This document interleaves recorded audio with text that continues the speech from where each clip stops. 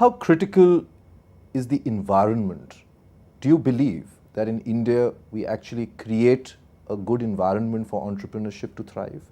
Or do you believe that while we have great success stories and we have over 1 million SMEs in this country who've actually built good businesses, world-class businesses, but at the end of the day, we live in a country where unless and until you have the system in your control, unless and until corruption is rampant, do you believe we have been able to create a culture which encourages entrepreneurship? See, doing business in India is just like driving on the Mumbai roads. It's full of obstacles. Right.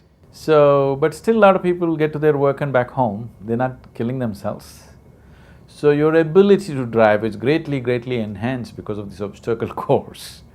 So this is one reason I'm looking at this insight being very important is, these businesses have tremendous resilience. They have survived most difficult situations.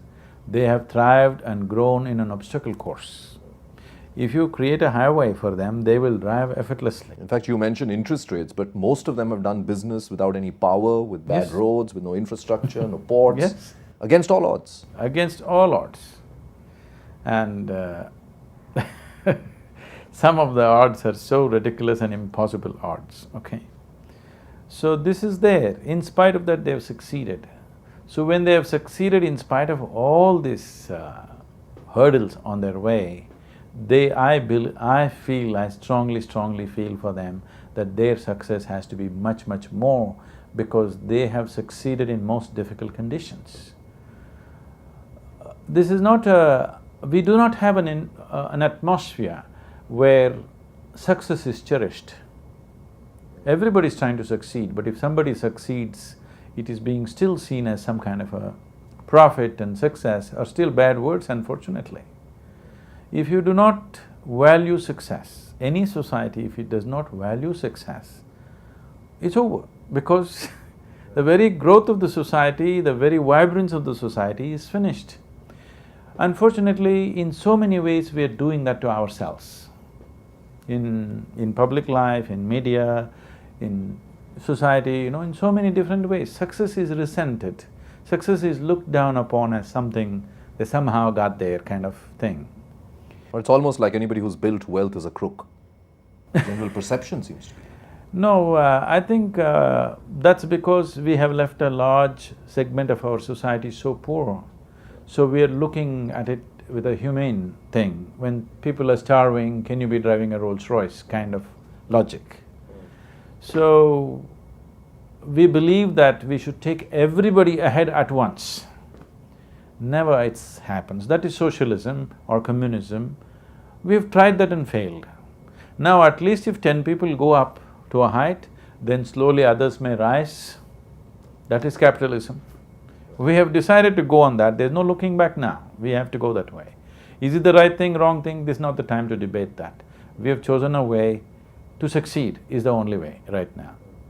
In human life, success is the sweetest thing that a person can experience.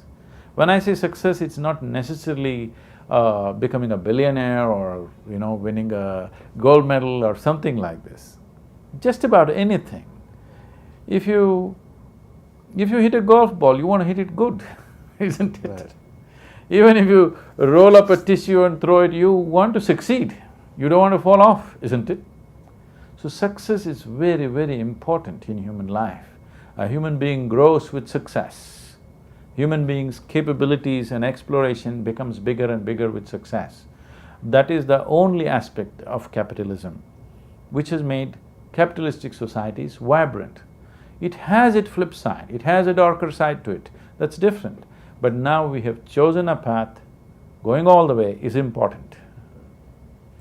I want to come back to the point that you made about calculated risk, Sadhguru.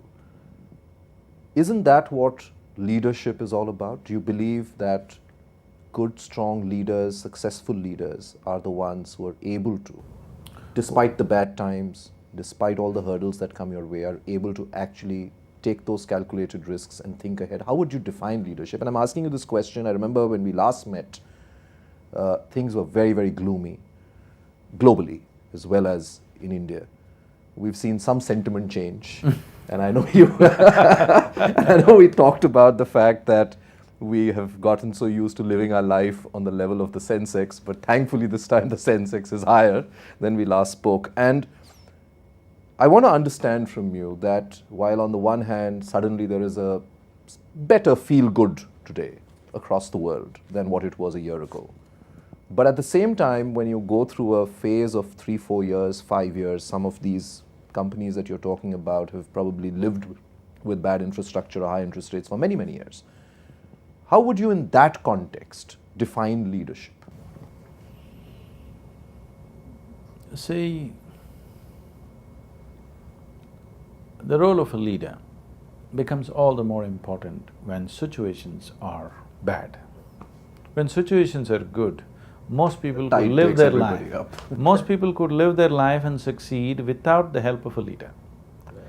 But when situations are bad, that is when a leader's role becomes very important, because when there is pressure from every side, when there are threats of losing everything that you have,